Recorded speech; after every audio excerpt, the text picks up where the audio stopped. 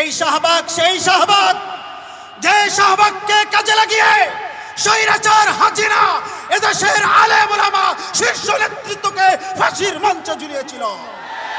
আপনাদের মনে থাকার কথা, এই শাহবাগ সেই শাহবাগ, যে শাহবাগ শেখ হাসিনার ক্ষমতার ধুতি টেনে ছিঁড়ে ফেলেছিল।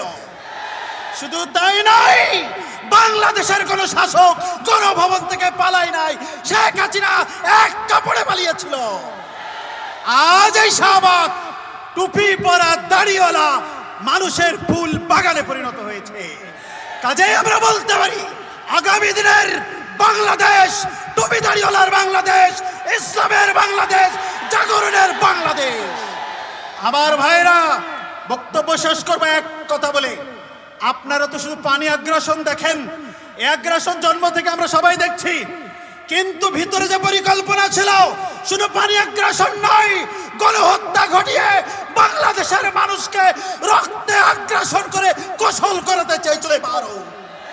আর তার রানী ঘসেটি বেগম রূপে এই তিলককলি মুখ্যমন্ত্রী, রাতের ভোটের নিশিরাতের ভোটের রানী স্বৈরাচার পলাতক শেখ হাসিনা সেটা এটাকে বাস্তবায়ন করেছিল।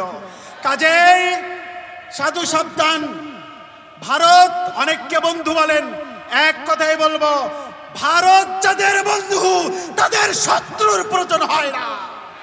পরিশেষে বলি, বিজয়ের পথযাত্রা শুরু, জীবন অথবা মৃত্যু আল্লাহ। বাংলাদেশ ইসলামী ছাত্র মজলিস, বাংলাদেশ খেলাফত ছাত্র মজলিস, বাংলাদেশ ইসলামী ছাত্র সমাজ, আহলে হাদিস ছাত্র সমাজ, আহলে হাদিস যুব সংঘ সহ ছাত্র জমিয়ত সহ যারা এদেশের ছাত্র জনতাকে কোরআন এবং সুন্নামূলে, পবিত্র কোরআন এবং সুন্নামূলে তাদেরকে সুসংগঠিত করছে, সবাইকে প্রাণ ঢালাস অভিনন্দন। আপনারা এদেশকে একটি ইসলামের বাগানে পরিণত করেন, সে প্রত্যাশা শুরুতেই রইল। শুরুতেই কথা বলতে চাই,